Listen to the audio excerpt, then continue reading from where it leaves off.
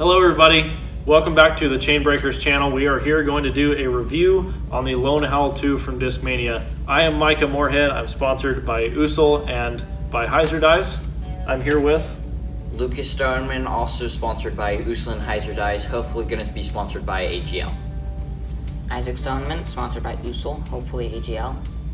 Okay, and like I said, we're here to do a review of the Lone Howl 2. I haven't thrown it a ton. I know that Lucas has probably thrown it more than I have, and Isaac has probably thrown it about the same amount that I have.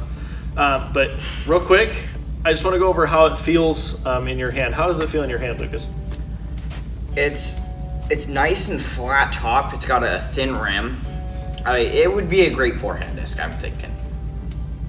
What do you think, Isaac? Well, I agree with him. I do like the forehand. I think it could use a little bit more dome, more glide, maybe. And I myself, I've always been more comfortable with a flatter top disc. So personally, I love how this feels in my hand. Like Lucas said, it's a flat top. It feels great for forehands. Plastic, I love this plastic. It's grippy, it's tacky. For being a premium plastic, it's impressively grippy. I've played wet rounds with this plastic, and I've still had plenty of grip to go on. You guys on the same page as far as that goes? Yeah, pretty much.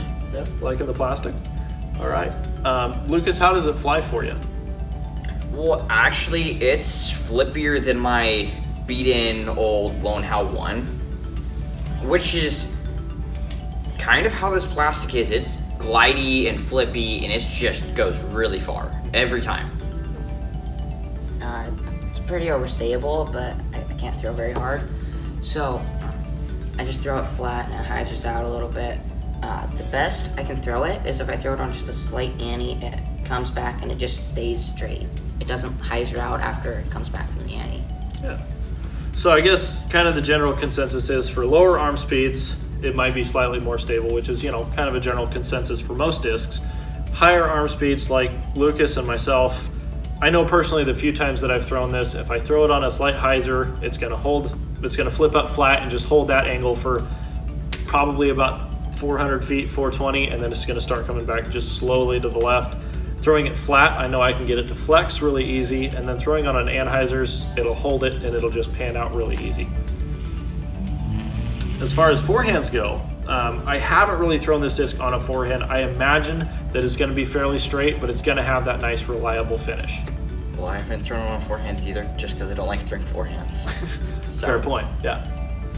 I've thrown on a forehand once, and I'm like, forehands aren't good. I like the feel, I just give up. Yeah. So we were asked to talk about the stamp. As far as the Signature Series lineup goes, this isn't my favorite of the new stamps. It's not bad in my opinion, but it's not my favorite. How do you guys feel about the stamp?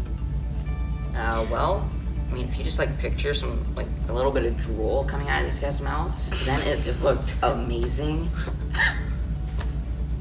What do you think, Lucas? Honestly, it's not a horrible stamp. I just feel like for a Signature Series discs like the Cloudbreaker and the Skyrider, it could have been slightly better. Yeah. So yeah, just general consensus out of all of the Signature Series discs that Discmania puts out, and all the designs that we see each and every year from all the different players, this one is not on the top of the list as far as my favorites go. It is still a great disc. You don't buy a disc just for the stamp usually, right? You buy it for the flight characteristics. And I think anybody's really going to like this disc. I think it's going to be great for all arm speeds. It's going to be slightly more stable. You say you can get it to go straight on a little bit of an ante? Yeah. Lucas, you can get it to go straight on forehands? Maybe? No. No? Doesn't like forehands, all right. I know I can get it to go straight on a forehand. I can get it to go straight on a backhand. So all in all, I've thrown a lot of PDs in all of my Discmania throwing, which I do a lot of. My entire bag is Discmania. In all the PDs that I've thrown, this probably compares to the third run PD. If anybody that's into Discmania knows anything about PDs, the third run PD was probably one of the straightest made. and this compares to that particular run of the PD. And I'd compare it, I've only thrown 2 PDs, but I'd compare it to my old lightweight C-Line one. So generally less stable, has a lot of glide, it can go really, really far on a rope, and it's super fun to throw. I'm looking forward to throwing this some more and possibly bagging it. And they are able to be sun-dyed, but just like the Cloudbreaker 2s and Skyriders, you just leave it out in the sun for a while, it starts looking really, really cool.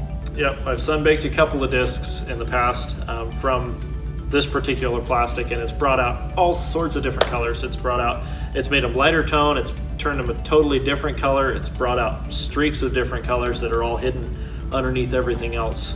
Really, really cool way to get some really bright coloring like the one you see on Lucas's into your discs. Yeah, and you probably can't believe it, but this used to be this. Yeah, so you see the effects that it has. So just a really cool idea that you can do with these, but really it comes down to throwing it, and I'm looking forward to doing more throwing of this disc. That's all we have for now until we can throw them more. Make sure that you keep your eyes out for the release on December 10th. They're going to go quick, like I said earlier, so make sure that you're on the site and ready as soon as they release. Hit that buy now button and get yourself one so you can throw them and enjoy them as much as we are. Signing off for now.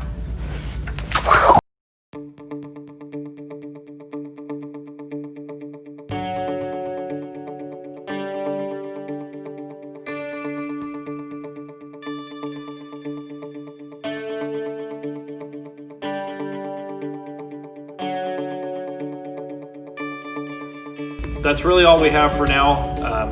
We're looking forward to throwing it some more. That's all we have for now. I just said the same thing and Oreoed something else in between it. I knew what I was going to say and then went Oreo cookie with something.